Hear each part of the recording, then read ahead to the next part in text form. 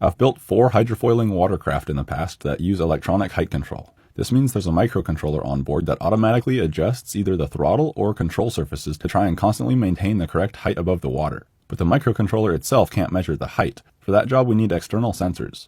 On all 4 of these hydrofoils I've used sonar sensors. Sonar works by emitting an ultrasonic chirp and measuring how long it takes before that chirp echoes off the water's surface and returns back to the sensor. This delay is then converted into a distance measurement by the microcontroller.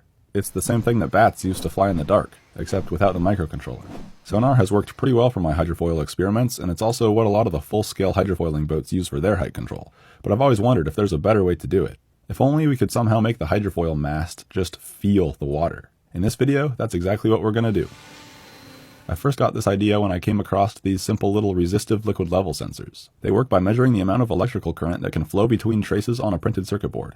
Water is conductive, so the amount of current that can flow between the traces changes with water level. It then uses a transistor and some other components to convert that current into an analog voltage that a microcontroller can read. The best part is, the whole thing can be made on a printed circuit board. The board part of the printed circuit board is just fiberglass, and fiberglass is exactly what boats are made of. So what if we just make the whole mast for a remote control hydrofoil boat out of one big PCB, and put the liquid level sensor electronics on there so it can measure water level?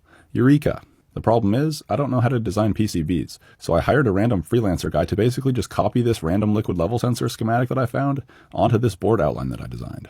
Then I ordered the PCB assemblies from PCBWay, and a couple weeks later they showed up. I also ordered this wing-shaped PCB, which is basically just a blank PCB with solder pads around the slot in the middle. This allows us to solder it onto the bottom of the mast PCB. It's the actual hydrofoil wing that will be creating lift. Don't mind the fact that it doesn't actually have an airfoil or hydrofoil profile. We'll deal with that later.